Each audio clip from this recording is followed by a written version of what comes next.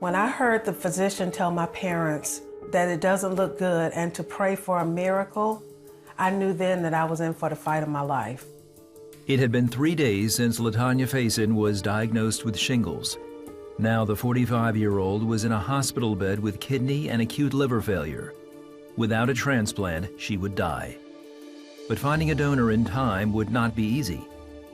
Executive Medical Director for the University of North Carolina Hospital in Chapel Hill, Dr. Chirag Desai explains. Thousands of the patients who are on the waiting list, and only 50% end up getting a liver transplant usually within the 1 year or so. We can say that it may be just a 10% chances of the survival within the next 30 to 90 days for her without a transplant. Her parents and other family members were with her when she got the news and were asking God for a miracle. I was so ill and so sick that I couldn't verbally pray for myself. So I guess that's when God came in and looked at my heart and knew that I needed help, I needed prayer. Soon after, doctors put LaTonya on life support in a medically induced coma. They also put her on the donor wait list for a liver and a kidney. LaTonya's daughter, Morgan, who was 12 at the time, remembers seeing her mother. She had a bunch of tubes coming everywhere, bags coming out of her, and it was just terrible to see her like that, 'cause I've never seen her like that. I've never seen her sick like that, and it was very scary. But my prayers were that she sees me graduate. After 20 days, LaTonya was brought out of the coma with no improvement. By now, 80% of her kidney function was lost, and she was placed on dialysis 3 days a week. Both organs were failing, liver and the kidney, and typically that happens when the patient gets the acute liver failure. Then other systems in the body also starts reacting. Then it got worse. LaTonya developed sepsis, was hemorrhaging, and had fluid in both lungs. Then one day she coded. Even in her comatose state, LaTonya remembers. The monitors started frantically going off. I could feel myself being lifted out of my body, hovering over my body, and looking down at my body on the hospital bed.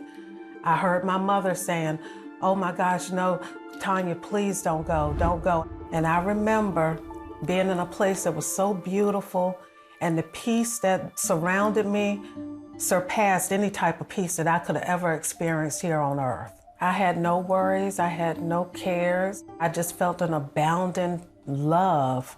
And I heard in the background, I could hear a voice say, "It's not your time yet. You have to go back." And at that moment, I transitioned back to my body. Then, a heartbeat. Many patients don't survive this code, especially when they are sick with the other disorders. So it's a miracle that she pulled out through this code. The family and countless others continued to pray. Then, a miracle.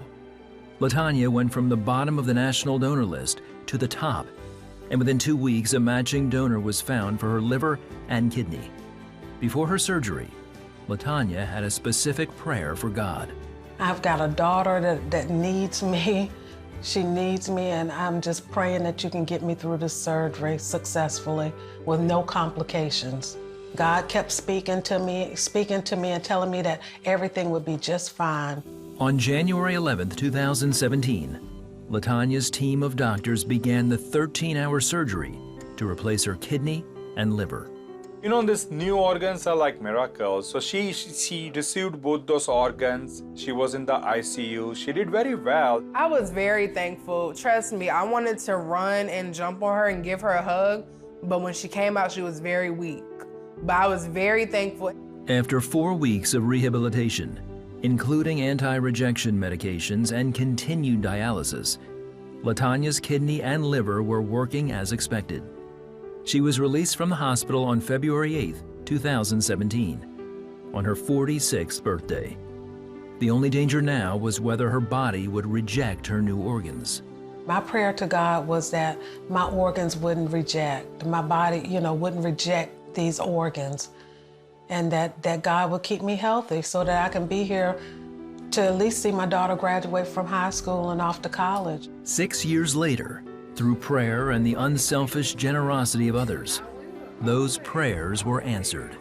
I'm so thankful for the donor and their family because my mom, she was able to see me graduate from high school, and in 3 more years, she will see me graduating from college with a master's degree in psychology. It doesn't look like she had a double transplant, and those prayers definitely had something to do with it. Dr. Desai agrees. She's doing extremely well. You know, your outcome is between you and the donor who donated, so they need to cherish this and thank God for this. LaTonya continues rehab therapy and her anti-rejection medications. She's still going strong. Prayer is powerful, and prayer is what kept me here and is keeping me going. But I can say to others who may be going through a crisis, always keep the faith. Don't give up. God can do all things.